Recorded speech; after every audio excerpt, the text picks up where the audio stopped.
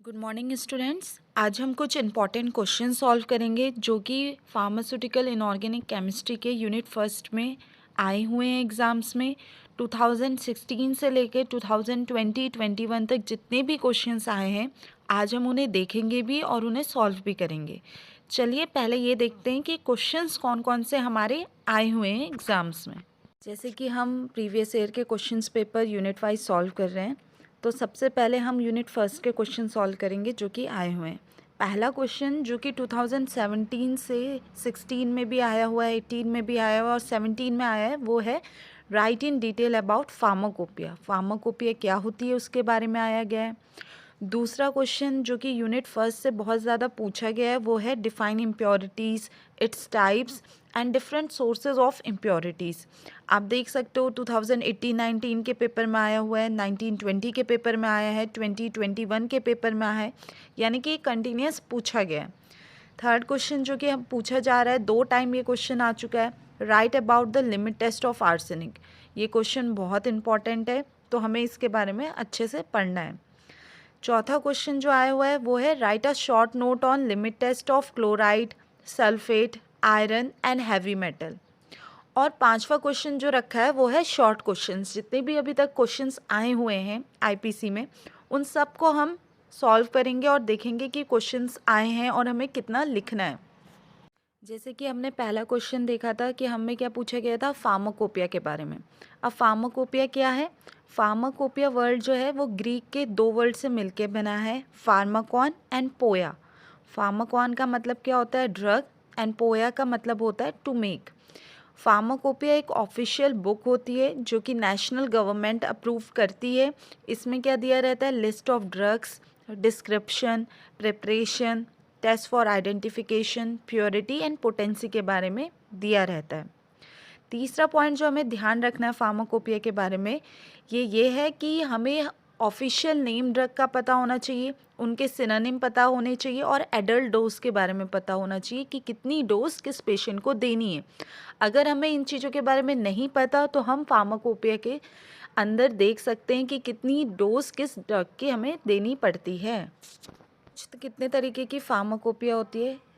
ये 5 तरीके की फार्माकोपिया हम कॉमनली लेते हैं। United State Pharmacopoeia, British Pharmacopoeia, Indian Pharmacopoeia, European Pharmacopoeia और इंटरनेशनल फार्माकोपिया।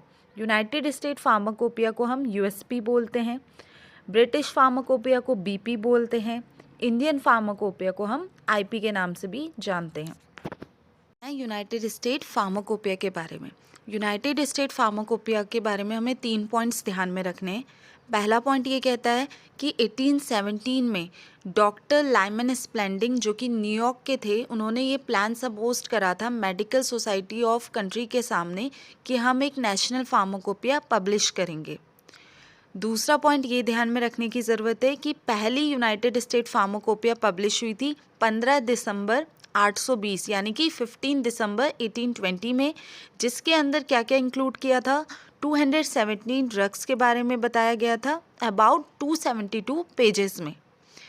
तीसरा इम्पॉर्टेंट पार्ट ये याद रखना है हमें कि after the gap of 10 years 1905 में 9th एडिशन आई थी यूनाइटेड स्टेट फार्माकोपिया की और उसके बाद ये एनुअली पब्लिश्ड होने लगी।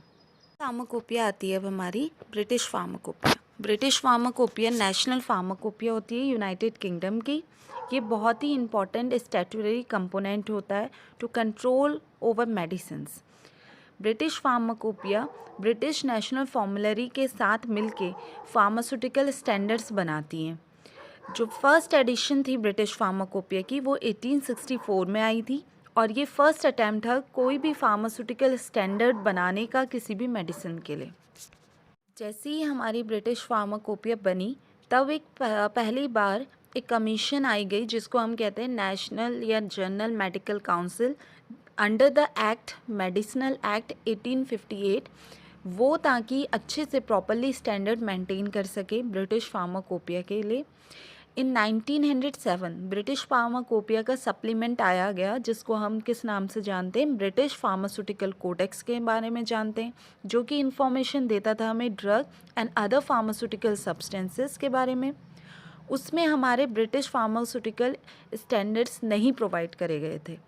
जो अभी करंट एडिशन है ब्रिटिश फार्माकोपिया का, वो कितनी वॉल्यूम्स में आया गया है? 6 वॉल्यूम्स में आया गया है, जिसमें 3000 मोनोग्राफ्स दिए गए हैं ड्रग सब्सटेंस के बारे में, एक्सीपिएंट्स के बारे में और फॉर्मुलेशंस के बारे में।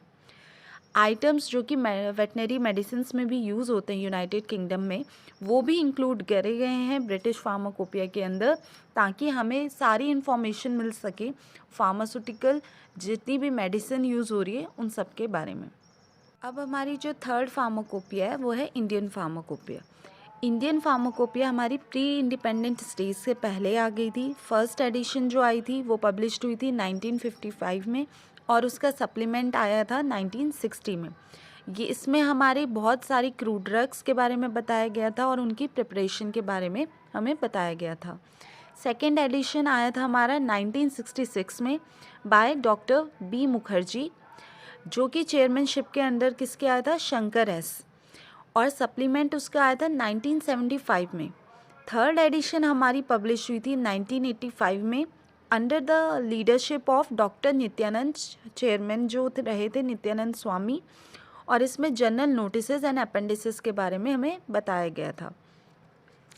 एडिशन इंडियन फार्माकोपिया का पब्लिश्ड हुआ था 1996 में, जो कि क्या कंटेन करता था? हमारे third and fourth supplement contain करता था। थर्ड सप्लीमेंट आपका पब्लिश्ड हुआ था 2000 में एंड फोर्थ सप्लीमेंट पब्लिश्ड हुआ था 2002 में।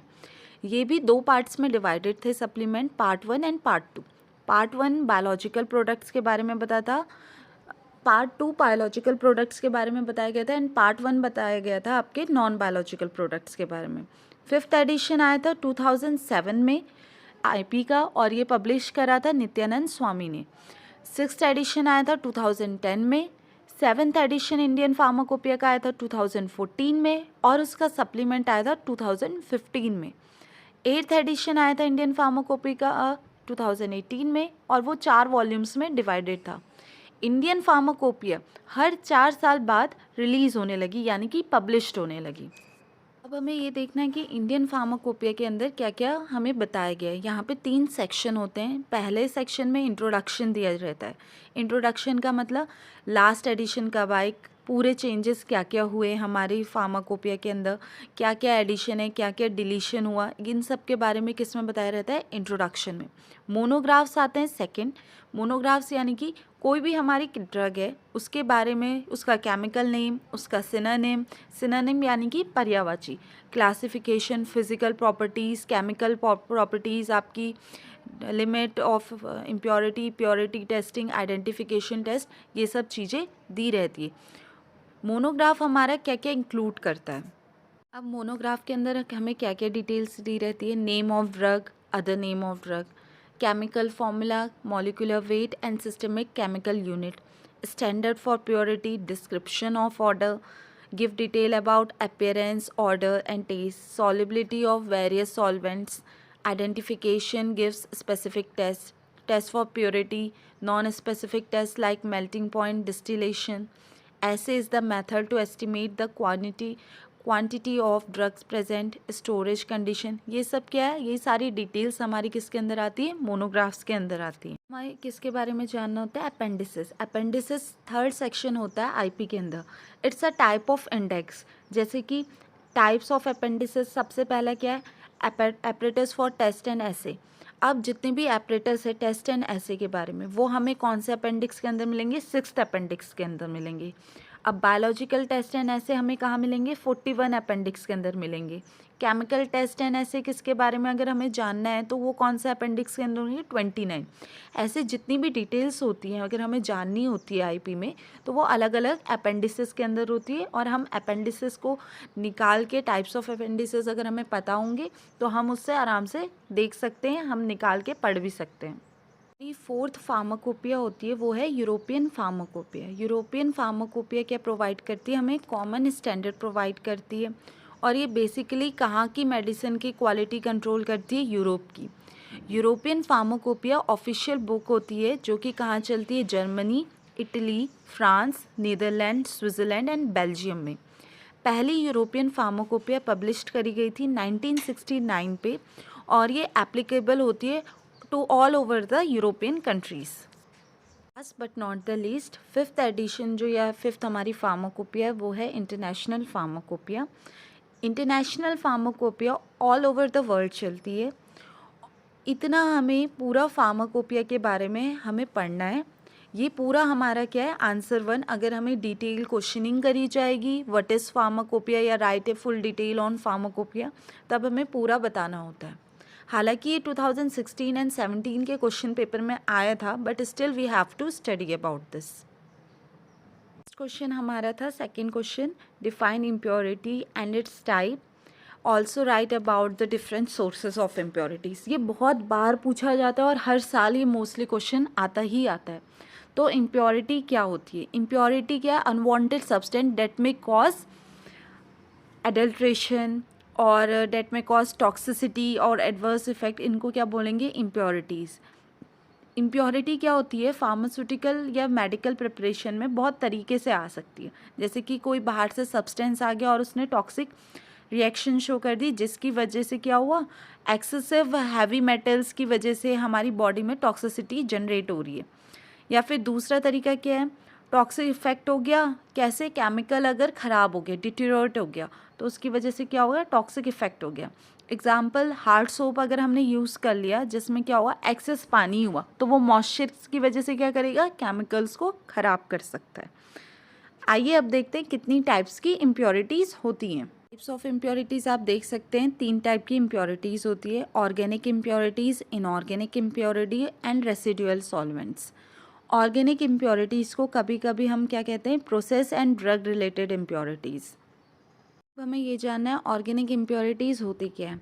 ऑर्गेनिक इम्प्योरिटीज़ कब अराइज होती है? ड्यूरिंग द मैन्युफैक्चरिंग प्रोसेस, यानी कि जब हम ड्रग बनाते हैं या फिर उसको स्टोर करते हैं, तब ऑर्गेनिक इम्प्योरिटीज़ अराइज होती है. इनको हम आइडेंटिफाई भी कर सकते हैं और ये क्या हो सकती है, अनआइडेंटिफाइड भी रह सकती हैं. ये वोलेटाइल भी हो सकती है या नॉन वोलेटाइल भी हो सकती है. ये कहाँ कहाँ पाई जा सकती है? स्टार्टिंग मटेरियल्स, यानी कि जब हम बना रहे हैं कोई नया ड्रग, तब वो आ सकती हैं. बाय प्रोडक्ट्स में आ सकती है, बनने के बाद आ सकती है, या बीच में कोई प्रोडक्ट बन रहा है तब आ सकती है. डिग्रेडेशन प्रोडक्ट्स में आ सकती है, या फिर लीगेंड, कैटलिस्ट या रिएजेंट्स जो हम यूज़ करते हैं उस टाइम पे भी ऑर्गेनिक इम्प्योरिटीज़ आ सकती हैं. तीसरी आती है इनऑर्गेनिक इम्प्योरिटीज़. इनऑर्गेनिक इम्प्योरिटीज़ हमेशा मैन्युफैक्चरिंग प्रोसेस के टाइम पे ही आती है. ये हमेशा क्या होती है, आइडेंटिफाइड होती हैं. और ये आती कहाँ कहाँ से? रिएजेंट, लिगेंड्स या फिर कैटलिस्ट से आती है. हैवी मेटल या फिर रेसिडुअल मेटल से आ सकती है. इनऑर्गेनिक सॉल्ट से आ सकती है या फिर अदर मेटल से आ सकती है. अदर मटेरियल्स लाइक चारकोल, कोई एब्जॉर्बेंट हम यूज़ कर रहे हैं, या फिर फिल्टर एड या फिल्टर पेपर्स से आ सकती हैं. थर्ड आती है रेसिडुअल सॉल्वेंट्स. सॉल्वेंट्स हमें पता है क्या हो सकते हैं, इनऑर्गेनिक भी हो सकते हैं या ऑर्गेनिक लिक्विड्स भी हो सकते हैं. और ये कैसे यूज्ड होते हैं? व्हीकल्स की तरह, यानी कि कोई भी चीज़ डिसॉल्व करने के लिए यूज़ होते हैं. रेसिडुअल सॉल्वेंट क्या होते हैं? फार्मास्यूटिकल्स में कैसे डिफाइंड होते हैं? Organic volatiles chemical that are used और produce in the manufacturing of drug substance. यानी कि ये ऐसे ऑर्गेनिक वोलेटाइल केमिकल्स होते हैं जो कि किसी भी ड्रग सब्सटेंस के क्या हो, मैन्युफैक्चरिंग में यूज़ हो. और अगर मैन्युफैक्चरिंग के टाइम पे इम्प्योरिटीज़ होगी सॉल्वेंट में, तो ऑटोमेटिकली क्या होंगे, ये सॉल्वेंट भी क्या करेंगे, इम्प्योरिटी कॉज करेंगे. तो ऐसे सॉल्वेंट जिसमें ऑलरेडी इम्प्योरिटीज़ प्रेजेंट है उनको क्या बोलते हैं? रेसिडुअल सॉल्वेंट बोलते हैं.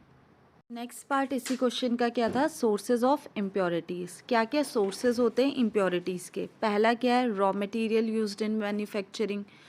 दूसरा है रिएजेंट यूज्ड इन मैन्युफैक्चरिंग. तीसरा है मेथड और प्रोसेस यूज्ड इन मैन्युफैक्चरिंग. चौथा है chemical process used in the manufacture. पांचवा है atmospheric contamination during the manufacturing process. छठा है intermediate products in the manufacturing process. सातवां है defects in the manufacturing process. आठवां है मैन्युफैक्चरिंग हैजार्ड. नौवां है इनएडिक्वेट स्टोरेज कंडीशन. 10वां है decomposition of the drug during storage. 11th है हमारा एक्सीडेंटल सब्स्टिट्यूशन और डिलिब्रेट एडल्ट्रेशन विद स्प्यूरियस और यूजलेस मटेरियल्स. अब हम इनको क्या करेंगे, अलग अलग करके पढ़ेंगे, क्योंकि ये क्वेश्चन अधिकतर पूछा गया है, तो हम इसको अच्छे से पढ़ेंगे. Raw materials employed in manufacturing, यानी कि इम्प्योरिटीज़ कैसे एसोसिएटेड रह सकती है। जो भी केमिकल्स हम यूज़ कर रहे हैं मैन्युफैक्चरिंग प्रोसेस के टाइम पे, वो क्या होने चाहिए, प्योर होने चाहिए। अगर प्योर नहीं होंगे तो उससे क्या हो सकता है, कंटामिनेशन, और वहाँ से हमारे फाइनल प्रोडक्ट में क्या आ सकती है, इम्प्योरिटी आ सकती है। अगर एग्जाम्पल लें रॉक सॉल्ट, रॉक सॉल्ट में क्या होता है, कैल्शियम सल्फेट होता है, मैग्नीशियम क्लोराइड होता है, जिससे कि हम NaCl बनाते हैं। लेकिन रॉक सॉल्ट में क्या होता है, स्मॉल अमाउंट में कैल्शियम सल्फेट और मैग्नीशियम क्लोराइड की प्रेजेंस के कारण कभी कभी हमारे ट्रेसेस आ सकते हैं कैल्शियम और मैग्नीशियम के, जो क्या कर सकते हैं, हमारे सॉल्ट को इम्प्योर कर सकते हैं। तो इस तरीके से क्या हो रहा है, रॉ मटेरियल्स क्या कर रहे हैं, इम्प्योरिटी कॉज कर रहे हैं। दूसरा एग्जाम्पल लें तो कॉपर सल्फेट को अगर हम बनाते हैं तो कॉपर के साथ हम H2SO4 की रिएक्शन कराते हैं, जो कि copper sulphate, water and sulphur dioxide बनाता है। लेकिन कॉपर टर्निंग से अगर हम बनाते हैं तो कॉपर टर्निंग्स क्या कंटेन करती है, आयरन एंड आर्सेनिक की इम्प्योरिटीज़ कंटेन करती है। और अगर कॉपर टर्निंग्स हम लार्ज अमाउंट में लेते हैं तो क्या होगा, उनकी इम्प्योरिटीज़ भी हमारे कॉपर सल्फेट में आएगी, जिसकी वजह से क्या होगा, हमारा कॉपर सल्फेट इम्प्योर हो जाएगा। इसी वजह से IP में जो लिमिट दे रखी है आर्सेनिक की, वो क्या है, 8 पार्ट पर मिलियन इन कॉपर सल्फेट। इससे ज़्यादा हुआ तो फिर क्या है, हमारी वो इम्प्योरिटी हमारी बॉडी को अफेक्ट कर सकती है। दूसरा सोर्स क्या है हमारा, reagent used in the manufacturing process. Manufacturing process के टाइम पे जो रिएजेंट यूज़ होते हैं, कभी कभी वो भी क्या कॉज करते हैं, इम्प्योरिटी कॉज कर देते हैं फाइनल प्रोडक्ट में। जैसे कि अगर हम एग्जांपल देखें, हमारा अगर हम मरकरी क्लोराइड लें और उसे रिएक्ट कराएं अमोनियम हाइड्रोक्साइड से, तो वो क्या बनाता है, आपका अमोनियम मरकरी क्लोराइड बनाता है, या अमोनिएटेड मरकरी भी बोल सकते हो आप, जो कि प्रेसिपिटेट हो जाता है। अमोनियम क्लोराइड बनाता है एंड वाटर बनाता है। जो हमारा इसमें फाइनल प्रोडक्ट बना है, यानी कि अमोनिएटेड मरकरी, वो क्या कंटेन करेगा, अमोनियम हाइड्रोक्साइड, जिसको आप क्या करते हो, जब कोल्ड वाटर से वॉश करके रिमूव करते हो तो उसमें अमोनियम हाइड्रोक्साइड की इम्प्योरिटी प्रेजेंट हो जाती है हमारे फाइनल प्रोडक्ट में। तो इस तरीके से क्या है, हमारे फाइनल प्रोडक्ट में इम्प्योरिटी आ जाती है। ये क्या है, हमारा एक दूसरा सोर्स है इम्प्योरिटी आने का। हमारा तीसरा सोर्स है मेथड और the process used in the manufacturing. कभी कभी अगर हम डिफरेंट मेथड्स यूज़ करते हैं किसी भी चीज़ को बनाने के लिए, तो उस टाइम पे भी हमारी क्या आ सकती है, इम्प्योरिटीज़ आ सकती है। पहला क्या है, जो मेथड हम यूज़ कर रहे हैं वो है reagents employed in the process. अगर हम कोई रिएजेंट यूज़ करते हैं तब भी इम्प्योरिटीज़ आती है। दूसरा, रिएजेंट्स जो हम ऐड कर रहे हैं अगर उसमें ऑलरेडी इम्प्योरिटीज़ है तो हमारे फाइनल प्रोडक्ट में आएंगी। तीसरा, सॉल्वेंट यूज़ जो करते हैं उसके कारण। और चौथा, action of solvent and reagent on reaction vessel, यानी कि अगर जो सॉल्वेंट और रिएजेंट है वो दोनों आपस में रिएक्ट करके तब भी हमारी इम्प्योरिटीज़ जनरेट होती है। आइए अब देखते हैं कि अलग अलग चीज़ों के कारण कैसे हमारी इम्प्योरिटीज़ हमारे फाइनल प्रोडक्ट में आती है। अब सबसे पहला जो हमारा है वो है reagents employed in the manufacturing process. Manufacturing process के टाइम पे बहुत सारे रिएजेंट्स हम यूज़ करते हैं, जैसे कि soluble alkaline in calcium carbonate arise from sodium carbonate use in the process. यानी कि अगर किसी बेस के साथ हम कैल्शियम कार्बोनेट यूज़ कर रहे हैं तो उसमें क्या आ रहा है, सोडियम कार्बोनेट, जो कि प्रोसेस में यूज़ हो रहा है। अब कैल्शियम कार्बोनेट किससे ऑब्टेन होता है, सॉल्युबल कैल्शियम सॉल्ट की रिएक्शन से। अगर उसमें सॉल्युबल कार्बोनेट आ गया तो कुछ ट्रेसेस उसमें बेस के भी आएंगे, जिस वजह से हमें वो फाइनल प्रोडक्ट को क्या करना होता है, वॉश करना होता है। अदरवाइज़ वो ट्रेसेस आने की वजह से हमारा क्या होगा, कैल्शियम कार्बोनेट हमारी बॉडी में जाएगा और वो कहीं ना कहीं हमारी बॉडी में अफेक्ट करेगा। दूसरा होता है reagents added to remove other impurities. कभी कभी क्या होता है, हमें पता है कि इसमें इम्प्योरिटी है, कोई सोल्यूशन है उसमें इम्प्योरिटी है, हम दूसरा रिएजेंट मिला देते हैं। लेकिन हम ये भूल जाते हैं कि दूसरे रिएजेंट को मिलाने से पहले हमें ये पता करना पड़ेगा वो इम्प्योरिटी कहीं दूसरे रिएजेंट के साथ रिएक्ट तो नहीं हो रही। अगर रिएक्ट हो रही है तो वो फिर से क्या करेगा, आपके फाइनल प्रोडक्ट को इम्प्योर बनाएगा। जैसे कि पोटेशियम ब्रोमाइड है, उसमें पहले से किसके ट्रेसेस होते हैं, बैरियम के। अगर हम उसको रिमूव करने के लिए सल्फेट डाल रहे हैं एक्सेस अमाउंट में, तो सल्फेट की भी तो इम्प्योरिटी आ ही रही है हमारे फाइनल प्रोडक्ट में। तो ये सब चीज़ें हमें ध्यान में रखनी होती हैं। तीसरा है सॉल्वेंट्स। वाटर हमारा बहुत ही अच्छा सॉल्वेंट माना गया है, it is a universal solvent. अब यूनिवर्सल सॉल्वेंट क्यों माना गया है? क्योंकि इसका हाई डाइलेक्ट्रिक कांस्टेंट होता है और ये सबसे ज़्यादा चीज़ों को डिसॉल्व कर देता है। वाटर के अंदर क्या होते हैं, स्मॉल अमाउंट में calcium ion, magnesium ion, sodium ion, chloride ion, sulphate ion और carbonate ions as an impurity पाए जाते हैं। तो वाटर को हम 3 तरीके से यूज़ कर सकते हैं। एक होता है सॉफ्ट एंड वाटर, दूसरा होता है डीमिनरलाइज वाटर और तीसरा होता है डिस्टिल वाटर। सबसे कम इम्प्योरिटी पाई जिसमें जाती है वो है डिस्टिल वाटर, जिसकी वजह से ये क्या है, बहुत कॉस्टली होता है। डीमिनरलाइज वाटर हम तब यूज़ करते हैं जब हमें आयन एक्सचेंज रेजिन बनाने होते हैं। आयन एक्सचेंज रेजिन में क्या होता है, क्योंकि हमें वाटर में थोड़े अमाउंट में तो हमारे आयन्स होते ही होते हैं, तो आयन एक्सचेंज रेजिन बनाते टाइम हम क्या यूज़ करते हैं, डीमिनरलाइज वाटर।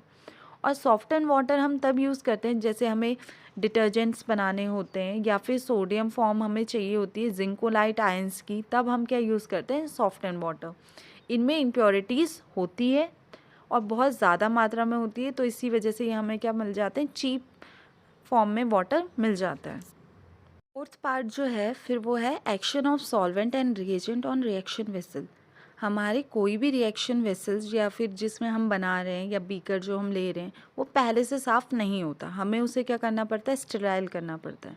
अगर वो पहले से साफ़ नहीं होगा तो उसमें क्या आ जाएंगी, हमारे सॉल्यूशन में इम्प्योरिटी आ जाती है। जैसे अगर हम कोई भी आयरन का वेसल यूज़ कर रहे हैं तो उसमें पहले से क्या होती है, आर्सेनिक की इम्प्योरिटी होती है। तो कभी भी कोई भी रिएक्शन वेसल्स यूज़ करने से पहले हमें ये देखना पड़ता है जो भी एपरेटस हम यूज़ कर रहे हैं क्या उसमें कोई इम्प्योरिटी है या नहीं है, उसी अकॉर्डिंग हमें उस सॉल्वेंट को या अपने कोई भी सॉल्यूशन को बनाना पड़ता है। हमने पढ़ा कि मैन्युफैक्चरिंग प्रोसेस के टाइम पे हमें किन किन चीज़ों का ध्यान रखना है। अब केमिकल प्रोसेस जो हमारी यूज़ होती है मैन्युफैक्चरिंग के टाइम पे, हमें यहाँ पे किन चीज़ों का ध्यान रखना चाहिए। पहला, जब भी हम ड्रग्स के बारे में या पढ़ रहे हों या उनको सिंथेसाइज कर रहे हो, हमें ये पता होना चाहिए कौन सी रिएक्शन कहाँ हो सकती है, जैसे नाइट्रेशन, हेलोजिनेशन, ऑक्सीडेशन, रिडक्शन कहाँ इन्वॉल्व हो सकती है। दूसरा, हमें ये ध्यान रखना चाहिए कि केमिकल प्रोसेस के टाइम पे डिफरेंट केमिकल कहाँ यूज़ हो रहे हैं। अगर हम गलत केमिकल का यूज़ कर देंगे तो इम्प्योरिटी अपने आप आ जाएगी। तीसरा, हमें ये ध्यान रखना चाहिए टैप वाटर हमें जनरली यूज़ करना चाहिए या नहीं करना चाहिए, या डिस्टिल वाटर की ज़रूरत है। अगर हम टैप वाटर यूज़ करेंगे उसमें ऑलरेडी क्या है, इम्प्योरिटी है आयंस की, वो हमारे फाइनल प्रोडक्ट में आ जाएंगी। अब इम्प्योरिटीज़ और कहाँ से आ सकती है, atmospheric contamination during the manufacturing process. For an example, industrial areas जहाँ पर क्या होंगे, डस्ट पार्टिकल्स ऑलरेडी प्रेजेंट हैं, वहाँ पर कुछ गैसेस प्रेजेंट होती है जैसे कि sulphur dioxide, black smoke, hydrogen sulphide, ऐसी गैसेस प्रेजेंट होती है। तो प्यूरिफिकेशन जब भी हम फार्मास्यूटिकल प्रोडक्ट्स का कर रहे होते हैं तो वहाँ पर क्या आ जाती है, इम्प्योरिटीज़ आ जाती है। अब जैसे फार्मास्यूटिकल प्रोडक्ट्स हैं जो कि मैन्युफैक्चर कर रहे हैं हम कंटेमिनेटेड एरिया में, वहाँ पर CO2 and water vapours already present है। अगर NaOH हम बना रहे हैं, ठीक है, उसमें CO2 चली गई तो वो क्या बना देंगे, सोडियम बाइकार्बोनेट, और क्या बना देंगे, वाटर, जिसकी वजह से क्या होगा, हमारे फाइनल प्रोडक्ट में कार्बन डाइऑक्साइड की क्या होगी, इम्प्योरिटी प्रेजेंट है। अगर वो 3% ज़्यादा हो जाएंगी, 3% से ज़्यादा कार्बोनेट की मात्रा हो जाएगी तो हमारा प्रोडक्ट क्या हो जाएगा, ख़राब हो जाएगा। इस तरीके से क्या होती है, इम्प्योरिटीज़ आती है हमारे फार्मास्यूटिकल प्रोडक्ट्स में। सिक्स्थ सोर्स कौन सा, हमारा defects in the manufacturing process. कभी कभी क्या होता है, हम लोग जब कोई भी चीज़ बना रहे होते हैं तो वहाँ पर क्या आ जाते हैं, डिफेक्ट्स आ जाते हैं, जैसे मिक्सिंग के टाइम पे, या फिर हम कोई टेम्परेचर अच्छे से बना नहीं पाए या प्रॉपर टेम्परेचर में नहीं बनाया, वहाँ पर डिफेक्ट्स आ सकते हैं pH या फिर रिएक्शन कंडीशंस में, जिसके कारण इम्प्योरिटीज़ आ जाती है हमारे फाइनल प्रोडक्ट में। फॉर एन एग्जांपल, अगर हम जिंक ऑक्साइड प्रिपेयर कर रहे हैं, उसको अगर हमने metallic zinc to red heat में हीट कर दें in the presence of air, तो वो किस में आ जाता है, वाइट पाउडर के फॉर्म में आ जाता है। अब वाइट पाउडर के फॉर्म में तो आया ही आया, लेस हीट की वजह से क्या हो गया, वो एयर के कांटेक्ट में आ गया, जिसकी वजह से वो क्या हुआ, जिंक ऑक्साइड के बजाय वो किसी और चीज़ में कन्वर्ट हो गया, मेटेलिक जिंक में कन्वर्ट हो गया, जिसकी वजह से क्या हुआ, हमारा फाइनल प्रोडक्ट में जिंक की इम्प्योरिटीज़ आ गई। तो ये सब चीज़ें हमें ध्यान में रखनी होती है कि कौन सा प्रॉपर टेम्परेचर होगा, कौन सा प्रॉपर pH होगा जहाँ पर हमें चीज़ें बनानी है।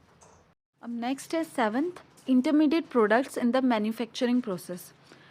जब कभी भी हमारी 2 स्टेप रिएक्शंस होती हैं, जैसे कि अगर हमें पोटेशियम हाइड्रोक्साइड बनाना है, पोटेशियम हाइड्रोक्साइड से हम चारकोल बनाते हैं, ठीक है, तो वो क्या हमारी मल्टी स्टेप प्रोसेस होती है, तो उसके बीच में हमारे कुछ इंटरमीडिएट प्रोडक्ट्स बनते हैं।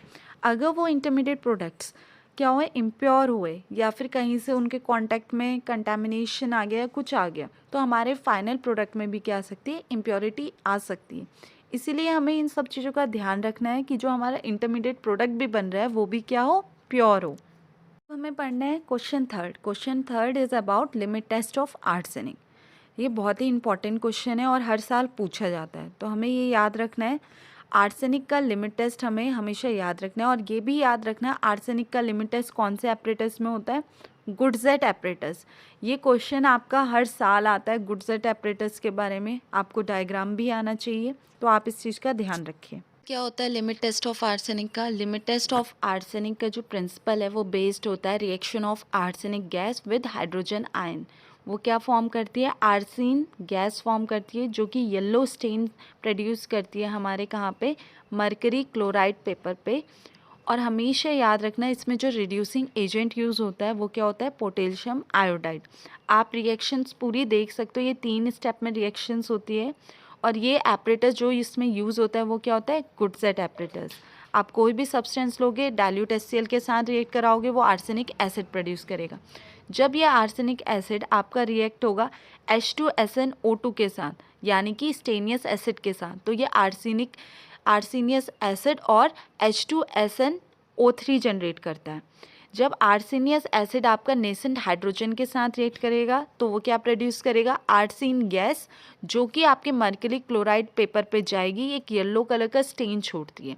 Depend on the quantity of arsenic present in the sample. जितना ज़्यादा आर्सेनिक आपके सैंपल में प्रोड्यूस होगा उतना ज़्यादा आपके स्टेन किस में आएगा, मर्करी क्लोराइड पेपर में। इतना ध्यान रखिएगा, जब भी कोई सैंपल आपका एसिड में डिज़ोल्व होगा और उसमें आर्सेनिक प्रेजेंट होगा तो सैंपल किस में कन्वर्ट हो जाएगा, आपका आर्सेनिक एसिड में। जब आप उसमें रिड्यूसिंग एजेंट डालोगे, जैसे कि पोटेशियम आयोडाइड या स्टेनियस एसिड, वो आर्सेनिक एसिड किस में रिड्यूस हो जाएगा, आर्सेनियस एसिड में। और जब वो नेसेंट हाइड्रोजन के साथ रिएक्ट करेगा तो वो क्या बनाएगा, आर्सिन गैस या आर्सेनियस एसिड, जो कि मर्करी क्लोराइड पेपर में कौन सा कलर छोड़ेगा, येलो कलर। इतना आपको पता होना चाहिए कि सैंपल में जितना आर्सेनियस एसिड होगा उतना ही ज़्यादा उसमें yellow colour mercury chloride paper में प्रोड्यूस होगा। जो एपरेटस यूज़ हो रहा है मैंने आपको अभी भी बताया था, उसका नाम क्या है, गुडजेट एपरेटस। आप देख सकते हो इसके ऊपर एक रबर बंग लगा है, बीच में क्लोराइड पेपर है, और एक ट्यूब के अंदर क्या है, कॉटन ब्लग है, ताकि मॉइस्चर ना आ पाए। और ये ट्यूब कितने mm का है डायमीटर में, इंटरनल डायमीटर इसका होता है 6.5 mm, और आउटर डायमीटर होता है इसका 2 mm। और जो बॉटल रखी गई है उसकी कैपेसिटी हमेशा याद रखना कितनी होगी, 120 ml कैपेसिटी होगी।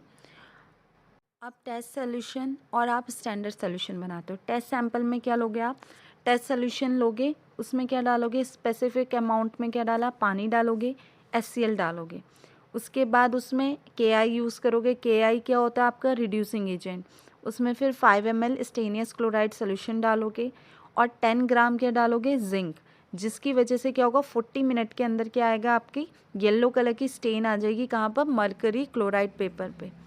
और स्टैंडर्ड सोल्यूशन में क्या करोगे, आर्सेनिक सोल्यूशन लोगे, उसे पानी में डालोगे, और उसमें क्या डालोगे, HCl। HCl डालने के बाद सारे स्टेप सेम फॉलो करोगे।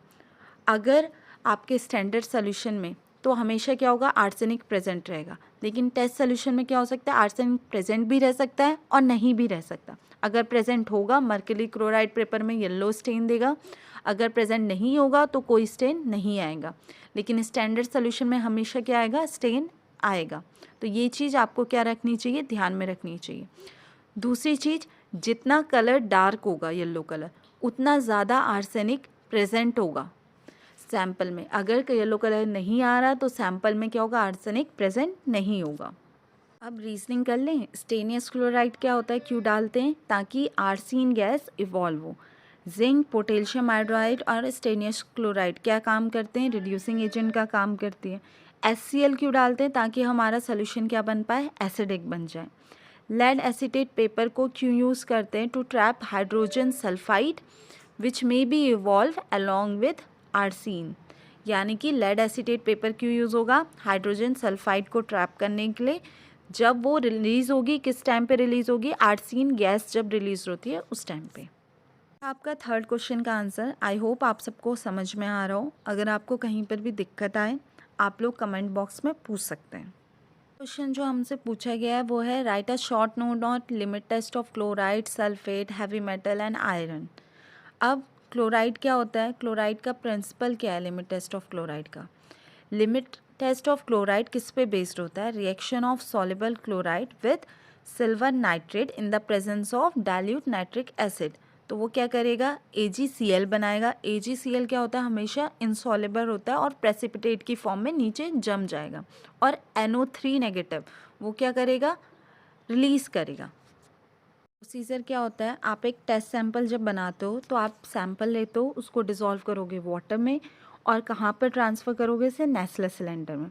फिर उसमें 10 ml नाइट्रिक एसिड डालोगे, 50 ml क्या डालोगे, डाइल्यूट वाटर डालोगे। फिर ऐड करोगे 1 ml AgNO3 और उसको 5 मिनट के लिए रख दोगे साइड में और उसमें ऑब्जर्व करोगे कि ओपलवेसेंस या फिर टर्बिडिटी आ रही है कि नहीं आ रही है। स्टैंडर्ड सैंपल में क्या करते हो आप, 1 ml स्टैंडर्ड सोल्यूशन लोगे क्लोराइड का, उसे नेस्ले सिलेंडर में डालोगे। बाकी उसमें 10 ml nitric acid, 50 ml water, 1 ml AgNO3 और उसे भी 5 मिनट के लिए साइड करके ये ऑब्जर्व करोगे कि उसमें टर्बिडिटी आ रही है कि नहीं आ रही है। ऑब्जर्वेशन में आपने क्या देखना है, अगर सैंपल सोल्यूशन क्या होगा उसमें टर्बिडिटी स्टैंडर्ड सोल्यूशन से ज़्यादा नहीं आ रही तो वो क्या करेगा, लिमिट टेस्ट ऑफ क्लोराइड उसने पास कर दिया। अगर स्टैंडर्ड सोल्यूशन से ज़्यादा आएगी तो क्या होगा, लिमिट टेस्ट ऑफ क्लोराइड क्या होगा, फेल होगा।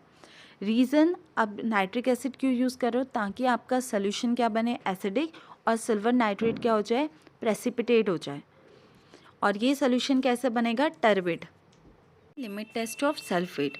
लिमिट टेस्ट ऑफ सल्फेट का प्रिंसिपल किस पे बेस्ड है, किस किस की रिएक्शन पे बेस्ड है, सॉल्युबल सल्फेट और बैरियम क्लोराइड की रिएक्शन किसकी प्रेजेंस में होती है, या तो वो डाइल्यूट हाइड्रोक्लोरिक एसिड की प्रेजेंस में होगी या एसीटेट एसिड की प्रेजेंस में होगी।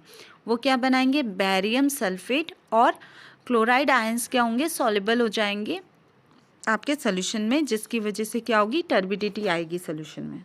टेस्ट करने का प्रोसीजर क्या होता है, आप दो सोल्यूशन बनाएंगे, टेस्ट एंड स्टैंडर्ड। टेस्ट में क्या करेंगे, सैंपल को लेंगे और उसमें वाटर डालेंगे, नाइट्रिक एसिड डालोगे या फिर आपका डाइल्यूट HCl डालोगे आप।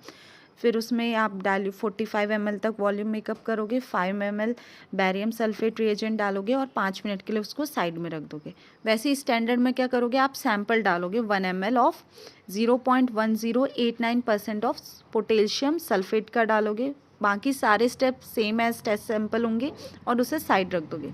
फिर आप देखोगे टर्बिडिटी किस में आ रही है, टेस्ट में ज़्यादा आ रही है या स्टैंडर्ड में ज़्यादा आ रही है। अगर आपका बैरियम सल्फेट रिएजेंट क्या कंटेन करता है, barium chloride, sulphate free alcohol and small amount of potassium sulphate. हमेशा याद रखना, बैरियम सल्फेट रिएजेंट क्या कंटेन करेगा, barium chloride, sulphate free alcohol and small amount of barium sulphate. Observe करोगे, आपका ऑब्जर्वेशन क्या आएगा, जो टर्बिडिटी है सैंपल सोल्यूशन की वो ग्रेटर नहीं होगी स्टैंडर्ड सोल्यूशन से। अगर टर्बिडिटी ग्रेटर हो जाती है स्टैंडर्ड सोल्यूशन से तो क्या होगा, आपका टेस्ट फेल है, और अगर कम आ रहा है तो आपका टेस्ट पास है। अब इसमें हाइड्रोक्लोरिक एसिड क्यों यूज़ करते हैं, ताकि आपका सोल्यूशन क्या बने, एसिडिक। पोटेशियम सल्फेट क्यों यूज़ करते हैं, ताकि सेंसिटिविटी आपके सोल्यूशन की बनती रहे। और अल्कोहल किस में आपकी हेल्प करता है, सुपर सैचुरेशन में। सुपर सैचुरेशन में आपका अल्कोहल हेल्प करेगा।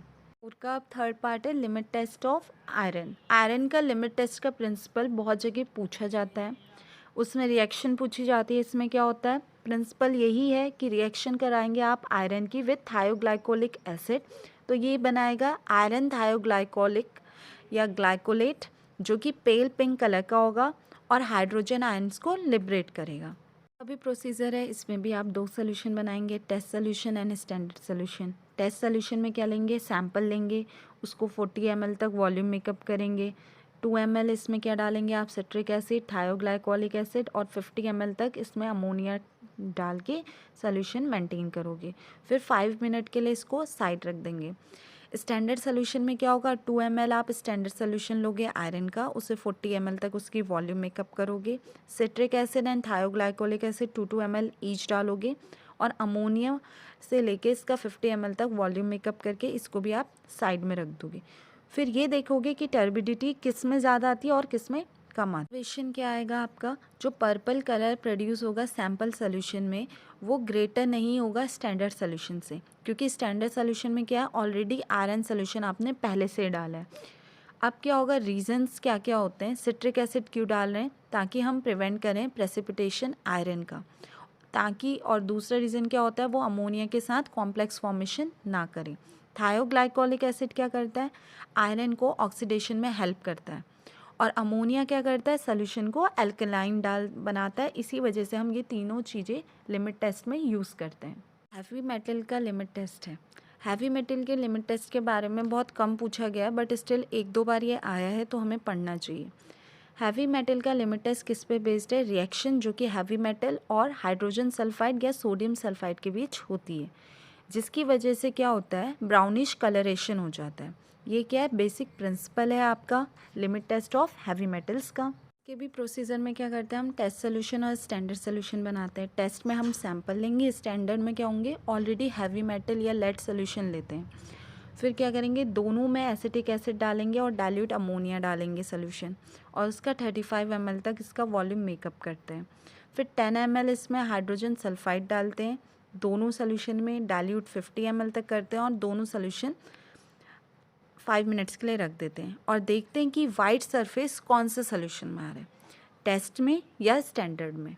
ऑब्जर्वेशन में हम ये देखते हैं कि जो कलर है सैम्पल सोल्यूशन का वो ग्रेटर नहीं होना चाहिए स्टैंडर्ड सोल्यूशन से। अगर कलर जो प्रोड्यूस हो रहा है सैम्पल सोल्यूशन में वो लेस होगा स्टैंडर्ड सोल्यूशन के, तो इसका मतलब ये होता है जो सैम्पल है will pass the limit test of heavy metal.